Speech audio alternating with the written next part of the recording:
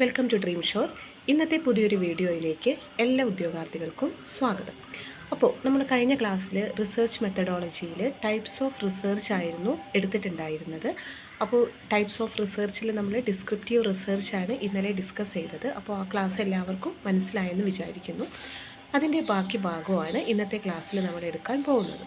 അപ്പോൾ video start ചെയ്യുന്നതിന് മുൻപ് ഇതുവരെ വീഡിയോ കണ്ട് സപ്പോർട്ട് ചെയ്ത എല്ലാവർക്കും താങ്ക്സ്. ഇനിയും നിങ്ങളുടെ സപ്പോർട്ട് പ്രതീക്ഷിക്കുന്നു. നിങ്ങൾ വീഡിയോ കണ്ടതിന് ശേഷം നിങ്ങളുടെ ഫ്രണ്ട്സിന് ഈ ഒരു HSST കോമേഴ്സ് എക്സാം എഴുതുന്ന നിങ്ങളുടെ ഫ്രണ്ട്സിന് ചാനലിൻ്റെ ലിങ്ക് ഒന്ന് ഷെയർ ചെയ്ത് കൊടുക്കുക. അതുപോലെ തന്നെ സബ്സ്ക്രൈബ് ചെയ്യാതെ കാണുന്നവരുണ്ടെങ്കിൽ ചാനലൊന്ന് സബ്സ്ക്രൈബ് ചെയ്യുക, അതുപോലെ തന്നെ ലൈക്ക് ചെയ്യുക. അപ്പോൾ ഇന്നത്തെ ക്ലാസ്സിൽ നമുക്ക് ബാക്കി ഏതൊക്കെ ടൈപ്പ് ഓഫ് റിസർച്ചാണ് വരുന്നതെന്ന് നോക്കാം. നമ്മുടെ എക്സാമിന് ഈ ടൈപ്സ് ഓഫ് റിസർച്ച് എന്ന ഭാഗത്തു നിന്നും സാധാരണ ക്വസ്റ്റ്യൻസ് കണ്ടുവരാറുണ്ട്.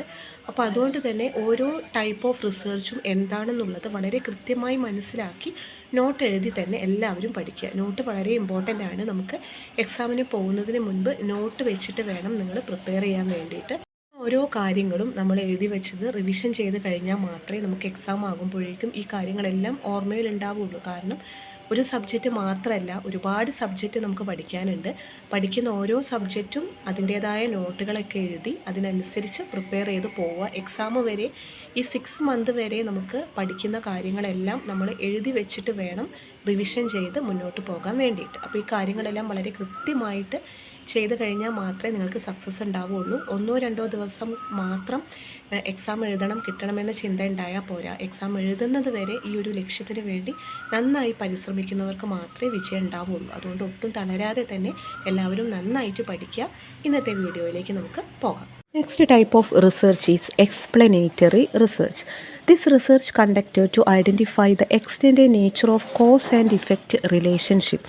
Why and how stress leading to less productivity.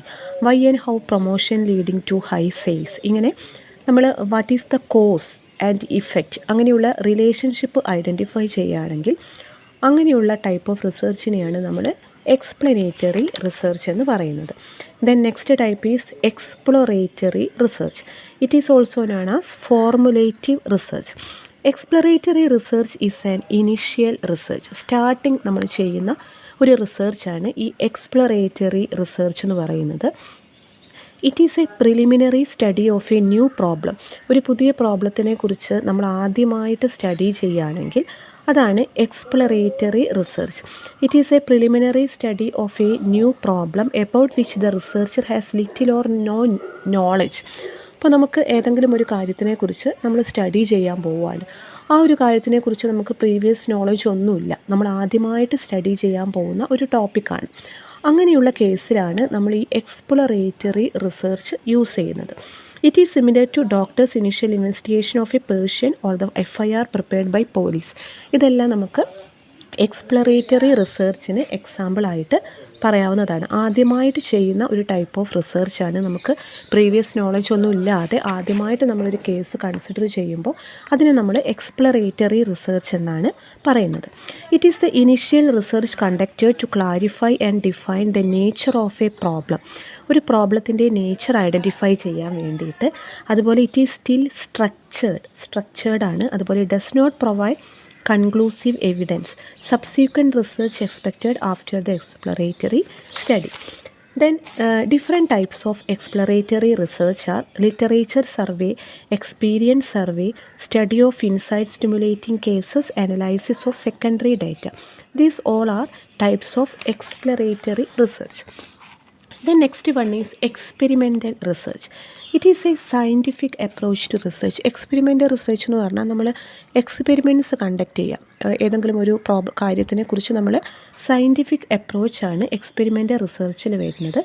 It deals with why questions. അതായത് എന്തുകൊണ്ടാണ് ഈ കാര്യങ്ങൾ ഇങ്ങനെ ഉണ്ടായത്, ആ ഒരു രീതിയിൽ നമ്മൾ വൈ എന്തുകൊണ്ട് എന്നുള്ള കാര്യം നമ്മൾ ഐഡൻറ്റിഫൈ ചെയ്യുകയാണ്. നമ്മൾ എക്സ്പെരിമെൻറ്റ് കണ്ടക്ട് ചെയ്യുന്നതാണ് എക്സ്പെരിമെൻ്റ് റിസർച്ച് എന്ന് പറയുന്നത്.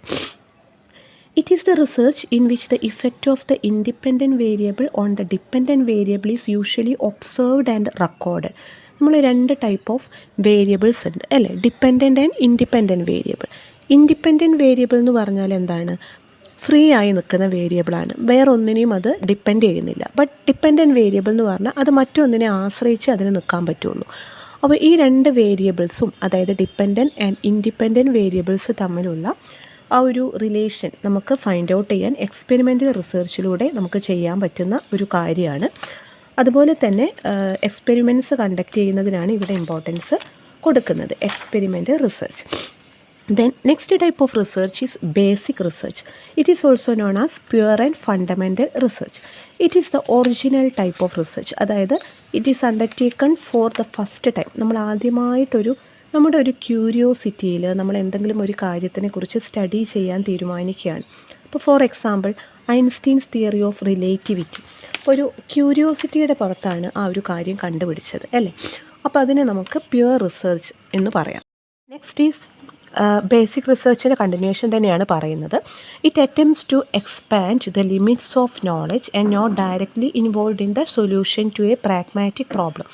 നമ്മളൊരു പ്രോബ്ലത്തിൻ്റെ കറക്റ്റ് സൊല്യൂഷനിലേക്കല്ല നമ്മൾ ബേസിക് റിസർച്ചിൽ പോകുന്നത്. നമ്മൾ എന്താണ് ചെയ്യുന്നത്, just we are developing certain theories. നമ്മൾ കുറച്ച് തിയറീസ് ഡെവലപ്പ് ചെയ്യുക മാത്രമേ ഈ ഒരു ബേസിക് റിസർച്ചിൽ ചെയ്യുന്നുള്ളൂ. നമ്മുടെ മെയിൻ കാര്യം എന്ന് പറയുന്നത് നമ്മൾ കുറച്ച് തിയറീസ് ഡെവലപ്പ് ചെയ്യുക എന്ന് പറയുന്ന കാര്യം മാത്രമാണ്. അപ്പോൾ അങ്ങനെയുള്ള റിസർച്ചിനെയാണ് നമ്മൾ ബേസിക് റിസർച്ച് എന്ന് പറയുന്നത്. Then applied research. അപ്ലൈഡ് റിസർച്ചിൽ നമ്മൾ എന്താ ചെയ്യുന്നത്, we are finding solution to a real life problem requiring an action or policy decision. എന്തെങ്കിലും ഒരു പ്രോബ്ലത്തിന് നമ്മൾ കറക്റ്റായിട്ടുള്ള സൊല്യൂഷൻ ചെയ്യുകയാണെങ്കിൽ, അപ്ലൈ ചെയ്യുകയാണെങ്കിൽ to solve specific problems in organisation or society, it is known as applied research. അതിനെയാണ് നമ്മൾ എന്ത് പറയുന്നത്, അപ്ലൈഡ് റിസർച്ച് എന്ന് പറയുന്നത്. For example research conducted to discover medicine for AIDS, it is conducted four developing A new product. അപ്പോൾ അങ്ങനെ വരുമ്പോൾ അതിനെ നമുക്ക് അപ്ലൈഡ് റിസർച്ച് എന്ന് പറയാം. അപ്പോൾ ഇത്ര റിസർച്ചാണ് ഇന്നത്തെ ക്ലാസ്സിൽ നമ്മൾ എടുക്കുന്നത്. നമുക്ക് ഇനിയും ടൈപ്പ് ഓഫ് റിസർച്ച് വരുന്നുണ്ട്. അപ്പോൾ എല്ലാം കൂടി ഒരുമിച്ച് പറഞ്ഞു കഴിഞ്ഞാൽ നിങ്ങൾക്ക് നോട്ട്സ് എഴുതാനും പഠിക്കാനും ഒക്കെ ബുദ്ധിമുട്ടായിരിക്കും.